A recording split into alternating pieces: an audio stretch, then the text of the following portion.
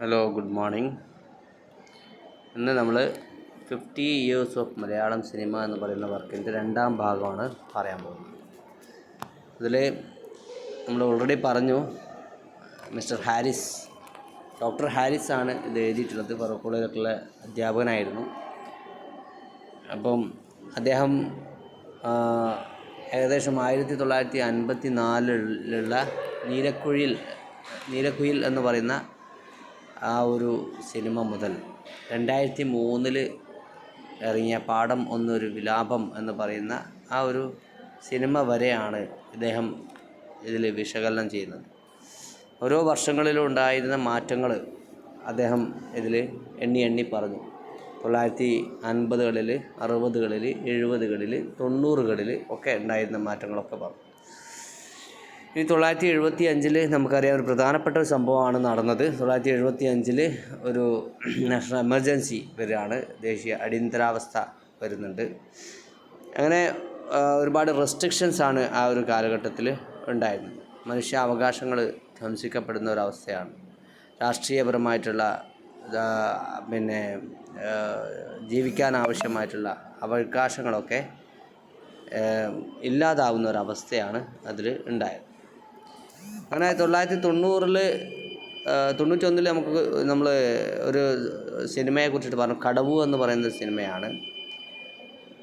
Okay, അതിന് മുമ്പ് 1975 ഈ ഒരു എമർജൻസി ഉണ്ടാവുന്നത്.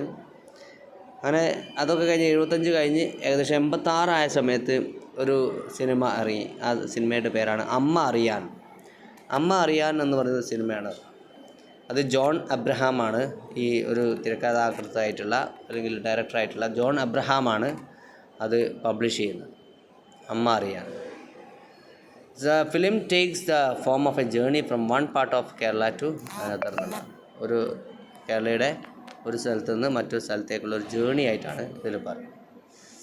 And charts the dreams and the despairs of a group of men who try to identify themselves with the cause but finally arrive at a sense of futility. കുറേ ആൾക്കാർ ഇങ്ങനെ ഇറങ്ങുകയാണ്. അവസാനം ഒന്നും അല്ലാത്തൊരവസ്ഥയിലേക്ക് എത്തുന്ന കുറച്ച് ആളുകളാണ് ഈ അമ്മ അറിയാൻ എന്ന് പറയുന്ന സിനിമയിൽ പറയുന്നത്.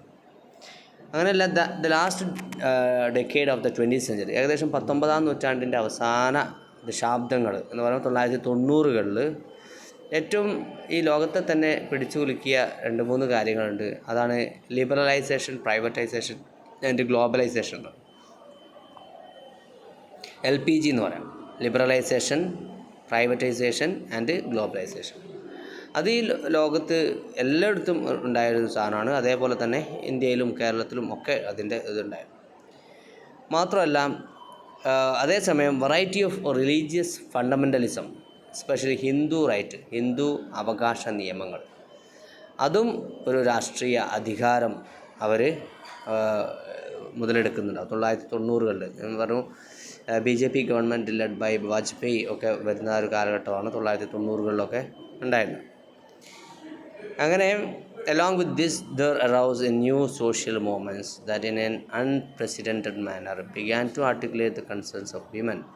മാത്രമല്ല, അതിൻ്റെ കൂടെ സ്ത്രീകളെ സംബന്ധിച്ചുള്ള പ്രശ്നങ്ങൾ, ദളിത് വിഭാഗത്തെ സംബന്ധിച്ചിട്ടുള്ള പ്രശ്നങ്ങൾ, അപ്പം അങ്ങനെയുള്ള പല പ്രശ്നങ്ങളും അവിടെ ചർച്ച വിധേയമായിക്കൊണ്ടിരിക്കുന്ന ഒരവസ്ഥയായിരുന്നു. മാത്രമല്ല, ആദിവാസി വിഭാഗക്കാരായിട്ടുള്ള ഇൻഡിജിനസ് ട്രൈബ്സ്, അവരെ സംബന്ധിച്ചുള്ള പ്രശ്നങ്ങളൊക്കെ ഈ ഉണ്ടായിക്കൊണ്ടിരിക്കുന്ന ഒരു സമയമായിരുന്നു.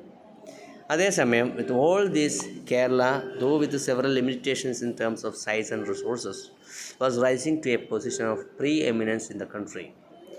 അതുപോലെ തന്നെ ഹയസ്റ്റ് സോഷ്യൽ വെൽഫെയർ ഇൻഡെക്സ്, ഒരു സാമൂഹിക ക്ഷേമ പദ്ധതിയിലൊക്കെ വളരെയധികം മുന്നേറുന്ന ഒരവസ്ഥയായിരുന്നു കേരളത്തിന് ഉണ്ടായിരുന്നത്. അതിൻ്റെ എന്തൊക്കെ കാര്യങ്ങളിലാണ് കേരളത്തിൽ മുന്നേറിക്കൊണ്ടിരിക്കുന്നത്? ലിറ്ററസി, ടോട്ടൽ ലിറ്ററസിയിൽ, അതായത് സാക്ഷരതയിൽ 1991 കേരളം സമ്പൂർണ്ണ സാക്ഷരതാ സംസ്ഥാനമായിട്ട് പ്രഖ്യാപിക്കുന്നത്. 1991 മാനാഞ്ചിറ മൈതാനിയിൽ വെച്ചിട്ട് ചോലക്കാടൻ ആയിഷ എന്ന് പറയുന്ന ഒരു വൃദ്ധയായ സ്ത്രീ ആയിരുന്നു അന്ന് അത് പ്രഖ്യാപിച്ചത്. അതേപോലെ തന്നെ ലോ ബർത്ത് റേറ്റ്, കുറഞ്ഞ ശിശു നിരക്ക്, അതുപോലെ തന്നെ ശിശു മരണനിരക്ക് കുറവായിരുന്നു. അതുപോലെ ഹെൽത്തിൻ്റെ കേസിലൊക്കെ നല്ല വ്യത്യാസങ്ങളുണ്ടായിരുന്നു എന്നുള്ളതാണ്. അപ്പോൾ അതുകൊണ്ട് തന്നെ കേരള മോഡൽ പഠിക്കാൻ വേണ്ടിയിട്ട് മറ്റ് സംസ്ഥാനങ്ങളിൽ നിന്ന് പോലും നമ്മുടെ സംസ്ഥാനത്തേക്ക് ആളുകൾ വരാറുണ്ടായിരുന്നു എന്ന് പറയാം. The cultural domain was a major site of condensation, though in terms of cinema the impact continues to be rather minimal എന്നതാണ്. പിന്നെ മറ്റൊരു മേഖല എന്ന് പറഞ്ഞിട്ടുണ്ടെങ്കിൽ സാംസ്കാരിക മേഖലയാണ്. അപ്പോൾ ആ സാംസ്കാരിക മേഖലയിലാണ് നമ്മൾ ഈ ചർച്ച ചെയ്യുന്ന ഈ ഒരു വിഷയം. There is a greater degree of commercialisation that in the wake of the decline of the art house tradition inaugurate 1970-കളിൽ ഇറങ്ങിയ ഒരു ആർട്ട് ഹൗസ് ട്രഡീഷൻ ഉണ്ടായിരുന്നു.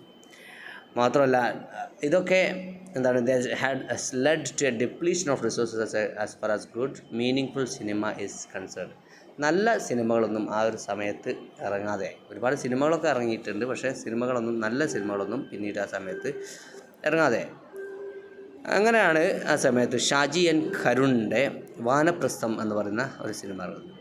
വാനപ്രസ്ഥം ദ ലാസ്റ്റ് ഡാൻസ്, അത് 1999-ലാണ്. അതൊരു നല്ല സിനിമയായിരുന്നു. Okay, so networks material drawn from Kerala's performance, അതിലൊക്കെ art ട്രഡീഷനുമായി ബന്ധപ്പെട്ട് കുറേ കലാസൃഷ്ടികളെ ഒക്കെ ഉൾപ്പെടുത്തിയിട്ടുള്ള സാധനം. ഇനി അടുത്തതാണ് T V Chandran's work is also exemplary in this regard. while being firmly rooted in the form of political culture and of the late 1970s and 1980s, his films have continually sought to redefine themselves in the context of the changing times. അപ്പം മാറിക്കൊണ്ടിരിക്കുന്ന കാലത്തെ സിനിമയിലൂടെ അവതരിപ്പിക്കാൻ T V ചന്ദ്രൻ സാധിച്ചു എന്നുള്ളതാണ് അടുത്ത പ്രാധാന്യമർഹിക്കുന്ന കാര്യം. അങ്ങനെ 2003 ഒരു ഫിലിമുണ്ട്, പാഠം ഒന്ന് ഒരു വിലാപം എന്ന് പറയുന്ന സിനിമ. അതിന് ഇംഗ്ലീഷ് ട്രാൻസ്ലേഷനാണ്. ഇംഗ്ലീഷ് ലെസൺ 1 എ വെയിൽ എന്ന് പറയുന്നത്. അതുവരെയാണ് ഇദ്ദേഹം ഈ സിനിമകളെ കുറിച്ചിട്ട് ഇദ്ദേഹം അന്വേഷിക്കുന്നതും അതിനെക്കുറിച്ചിട്ട് പറയുന്നത്. ഇനി മലയാള സിനിമയുടെ ചരിത്രം എടുത്താൽ there has been no dearth of film that address themselves to the world of Muslims in the Kerala. അത് ഇതിൽ ഹൈലൈറ്റ് ചെയ്യുന്ന മറ്റൊരു പ്രശ്നമാണത്. മുസ്ലിംസിൻ്റെ പ്രശ്നങ്ങൾ ഉൾക്കൊള്ളിക്കുന്ന സിനിമകളൊന്നും കേരളത്തിൽ വന്നില്ല എന്നതാണ്. അപ്പം ഈ കേരളത്തിൽ മുസ്ലിം വിഭാഗം എന്ന് പറയുന്നത് ഒരു പ്രത്യേക ശതമാനം തന്നെ മുസ്ലിം വിഭാഗമുണ്ട്. ഇത്തരം ആളുകളെ പ്രശ്നങ്ങളൊന്നും ഉൾക്കൊള്ളിച്ചിട്ടുള്ള സിനിമകൾ ആ സമയത്ത് വന്നില്ല എന്നതാണ് അടുത്ത പ്രശ്നം. Demographically, Kerala is different from the rest of India in that its population is nearly 40% non-Hindus. ഹിന്ദുക്കളല്ലാത്ത വിഭാഗത്തിൽപ്പെട്ട 40% ആളുകൾ, അതായത് മുസ്ലിംസും ക്രിസ്ത്യൻസും ഉൾപ്പെടെയുള്ള വിഭാഗങ്ങളാണ് 40% ആൾക്കാർ. അപ്പോൾ അവരെയും കൂടി പരിഗണിക്കേണ്ടതല്ലേ സിനിമകളിൽ എന്നാണ് ഇദ്ദേഹത്തിൻ്റെ ചോദ്യം. അതിൽ തന്നെ ഹിന്ദു വിഭാഗത്തിൽ തന്നെ ഇഴവരാണ് ഏറ്റവും കൂടുതൽ ഉണ്ടായിരുന്നത് ഹിന്ദു വിഭാഗത്തിൽ. അങ്ങനെ yet the representation of the minorities down the decades have been quite problematic in Israel. അപ്പം മൈനോറിറ്റീസിൻ്റെ റെപ്രസെൻറ്റേഷൻ അതും ഒരു പ്രശ്നമാണ്. കാരണം minorities should be represented in films എന്നാണ് അദ്ദേഹം പറയുന്നത്. Okay, probably because in spite of the constitutional imperative, secularism as a social agenda continues to be a vexed issue in India. പക്ഷേ ഇത് ചിലപ്പോൾ എന്തുകൊണ്ടാവാമെന്ന് വെച്ചിട്ടുണ്ടെങ്കിൽ സെക്യുലറിസം, അതായത് മതനിരപേക്ഷത എന്ന് പറയും. ഈ മതനിരപേക്ഷത എന്ന് പറയുന്ന സംഭവം ഈ കേരളത്തിൽ അങ്ങനെ പരന്നു കിടക്കുകയാണ്. അപ്പോൾ അതുകൊണ്ടാവാം ചിലപ്പം അങ്ങനെ വന്നത് എന്നാണ് ഇത് പറയുന്നത്. അപ്പോൾ it is in this context that one has to look at films such as ഓളവും തീരവും എന്ന് പറഞ്ഞ സിനിമ നോക്കാം, പാഠം ഒന്നൊരു വിലാപം. ഇതിലൊക്കെയാണ് ഈ മതനിരപേക്ഷത, ഈ മുസ്ലിംസിൻ്റെ ജീവിതം കൂടി ഇത്തരം സിനിമകളിലൊക്കെ വന്നു എന്നുള്ളതാണ് ഇതിൻ്റെ പ്രത്യേകത. അതുവരെ അങ്ങനെ മുസ്ലിംസിൻ്റെ ലൈഫൊന്നും അധികം പ്രകടമായിട്ട് നമുക്ക് സിനിമയിൽ കാണാൻ പറ്റില്ലായിരുന്നു എന്നുള്ളതാണ്. ഇനി ലാസ്റ്റായിട്ട് അദ്ദേഹം പറയുന്നത് ഫിലിം മ്യൂസിക്കിനെ കുറിച്ചിട്ട്, അത് ഇമ്പോർട്ടൻ്റ് ആണ്, പരീക്ഷയ്ക്ക് ചോദിക്കും. മ്യൂസിക്കിനെ കുറിച്ചിട്ടാണ്. Music, it is easy to see that the forms and traditions of music that prevailed in Kerala till the dawn of the 20th century were more or less community or region specific. അന്നത്തെ പാട്ടുകൾ, songs and musics, ഈ സംഭവങ്ങളൊക്കെ community or region specific ആയിരുന്നു. ഏതെങ്കിലും ഒരു കമ്മ്യൂണിറ്റിക്ക് വേണ്ടിയിട്ടുള്ള അല്ലെങ്കിൽ ഏതെങ്കിലും ഒരു സ്ഥലത്തേക്ക് വേണ്ടിയിട്ടുള്ള അവർക്ക് വേണ്ടിയിട്ടുള്ള കവിതകളും പാട്ടുകളും ഒക്കെയാണ് എഴുതപ്പെട്ടിരുന്നത്. Okay, there was no particular musical tradition that all the people of Kerala. അപ്പോൾ കേരളത്തിലുള്ള എല്ലാവർക്കും കേൾക്കാൻ പറ്റിയ തരത്തിലുള്ള മ്യൂസിക്കൊന്നും ഉണ്ടായിരുന്നില്ല എന്നാണ് പറഞ്ഞത്. A large minority of the people, regardless of community, caste and regional differences, would listen to, appreciate and enjoy. അതൊക്കെ എൻജോയ് ചെയ്യാൻ പറ്റുന്ന, അതൊക്കെ അപ്രീഷിയേറ്റ് ചെയ്യാൻ പറ്റുന്ന, അവർക്കൊക്കെ കേൾക്കാൻ പറ്റുന്ന തരത്തിലുള്ള പാട്ടുകൾ ഇറങ്ങിയില്ലായിരുന്നു. ഇനി different sections of society had access to different forms of music. അതുപോലെ തന്നെ സമൂഹത്തിലുള്ള പല തരത്തിലുള്ള ആളുകൾക്കും ഇത് കേൾക്കാൻ പറ്റുമായിരുന്നു. Okay, all this changed drastically with the advent of film music, with its antecedents in theatre music and other such practices. This was one kind of music that everyone had access to. It was the kind of music that sought to address diverse sections of society. അപ്പോൾ പിന്നീട് വരുന്ന പാട്ടുകൾ, ഈ പാട്ടുകൾ ഉൾപ്പെടുത്തിയ സിനിമകളും എല്ലാവർക്കും കേൾക്കാനും അതുപോലെ തന്നെ കാണാനും പറ്റുന്ന രൂപത്തിലായി. അവിടെ ഹിന്ദു, മുസ്ലിം, ക്രിസ്ത്യാനി എന്നുള്ള വ്യത്യാസങ്ങളൊന്നും ഇല്ലായിരുന്നു. അപ്പം അത് അത്തരം പാട്ടുകൾ, സോങ്സ് ഇതിൽ ഉൾപ്പെടുത്തിയിരുന്നു. In formal terms this was made possible by an apparently electric combination of elements drawn from a variety of sources. അപ്പോൾ അതിലെന്തൊക്കെ ഉണ്ടായിരുന്നു? ഫോക്ക് ഡാൻസ്, ക്ലാസിക്കൽ മ്യൂസിക്, അങ്ങനെയുള്ള കാര്യങ്ങളൊക്കെ ഉൾപ്പെടുത്തി ഇത്തരം സിനിമകൾ. The whole process coincides with the dynamics of the democratization of Indian society. Film music in India and in Kerala specifically has actively participated. പ്രത്യേകിച്ച് കേരളം പോലുള്ള സംസ്ഥാനങ്ങൾ അതിൽ വളരെ ആക്റ്റീവായിട്ട് പാർട്ടിസിപ്പേറ്റ് ചെയ്തു. എല്ലാവർക്കും കേൾക്കാനും ആസ്വദിക്കാനും പറ്റുന്ന രൂപത്തിലുള്ള പാട്ടുകളും സിനിമകളൊക്കെ ഇറക്കാൻ തുടങ്ങി എന്നുള്ളതാണ് അദ്ദേഹം പറയുന്നത്.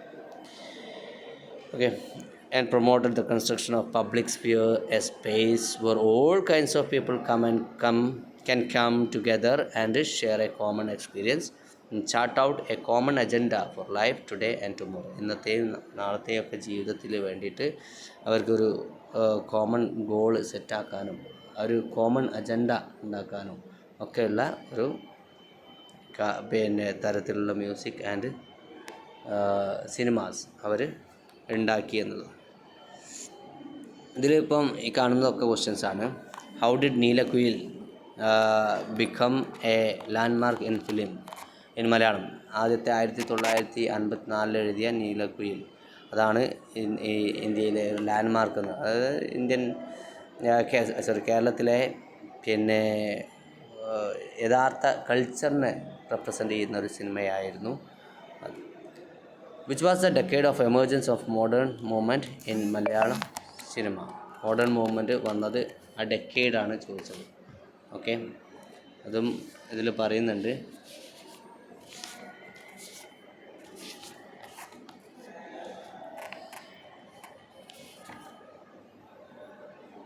ഓക്കെ, മോഡേൺ മൂവ്മെൻറ്റ് വന്നത് 1960s, the emergence of what is often called the modernist movement. 1960s ആണ് കേട്ടോ, 1960s കേട്ടോ. പേജ് നമ്പർ 113 സെക്കൻഡ് പാരഗ്രാഫിൽ 3ാമത്തെ ലൈനിൽ പറയുന്നുണ്ട്. പിന്നെ how did Aravindan's Thampu portray the arrival of modernity in to village community എന്നാണ്. തമ്പ് എന്ന് പറയുന്നതിൽ 1978 പബ്ലിഷ് ചെയ്ത ഒരു സിനിമയാണ്, ജി അരവിന്ദൻ്റെ സിനിമയാണ്. It enacts the drama inherently in a village community coming face to face with certain images of modernity represented by the arrival of circus troops. അപ്പോൾ ആ village people they have joined the circus troops in order to become the modern people. പിന്നെ how is Nirmalyam significant today? Nirmalyam എന്ന് പറഞ്ഞ cinema ഉണ്ട്. Okay, അത് MT Vasudevan നായരുടെ നിർമാല്യം എന്ന് പറയുന്ന സിനിമ 1973 ഇറക്കുന്നത്. the degeneration, that social change with all its implications of the priest and the laity alike brought to temple related rituals. Temple related ഈ പിന്നെ അമ്പലത്തെ സംബന്ധിച്ചിട്ടുള്ള ചില കർമ്മങ്ങളും കാര്യങ്ങളൊക്കെ ഈ നിർമാല്യം എന്ന് പറയുന്ന വർക്കിൽ വരുന്നത്. 114 പേജ് നമ്പർ 114 ഫസ്റ്റ് പാരഗ്രാഫിൽ ഒരു 8ാമത്തെ ലൈൻ കേട്ടോ. പിന്നെ how is the year 1975 significant in the history of post independent India? അവിടെ 75 it is the time for national emergency. National എമർജൻസിൻ്റെ സമയമാണ് watershed in the history of post independence India. കാരണം it makes the declaration in the face of largely imagined threats of national emergency a constitutional move that seriously curtailed all kinds of people. അപ്പോൾ രാഷ്ട്രീയപരമായും വ്യക്തിപരമായും ഒക്കെ ആളുകളുടെ സ്വാതന്ത്ര്യത്തെ പിടിച്ചു നിർത്തിയ അല്ലെങ്കിൽ സ്വാതന്ത്ര്യം കുറച്ച ഒരു സമയമായിരുന്നു 1975 national emergency period. This period produce A crop of films of which അമ്മ അറിയാൻ. അപ്പോൾ ഈ ഒരു കാലഘട്ടത്തിലാണ് 1975 75 പിന്നീട് അത് സിനിമയാക്കുന്നത് അമ്മ അറിയാൻ എന്ന് പറയുന്നത് 1986. അപ്പോൾ അങ്ങനെയുള്ള സിനിമകളൊക്കെ വന്നതും ഒക്കെ ഈ ഒരു കാലഘട്ടത്തിലായിരുന്നു. പേജ് നമ്പർ 114 2ാമത്തെ പാരഗ്രാഫ് കേട്ടോ. Okay, thank you. അപ്പം ഈ ഒരു ചാപ്റ്റർ നമ്മൾ ഇവിടെ കംപ്ലീറ്റ് ആക്കുകയാണ്. ഇതിൻ്റെ ക്വസ്റ്റ്യൻ ആൻസറും ഈ ചാപ്റ്ററും ഒക്കെ നല്ലോണം മനസ്സിലാക്കണം. എന്നിട്ട് വേണം നമുക്ക് എക്സാം എഴുതാൻ, എന്നാലേ നമുക്ക് മാർക്ക് കിട്ടുള്ളൂ. ഈ ക്ലാസ് കാണുക, പുസ്തകം വായിച്ചു നോക്കുക, എന്നിട്ട് എക്സാം എഴുതാം കേട്ടോ. ഓക്കെ, എന്നാൽ താങ്ക് യു.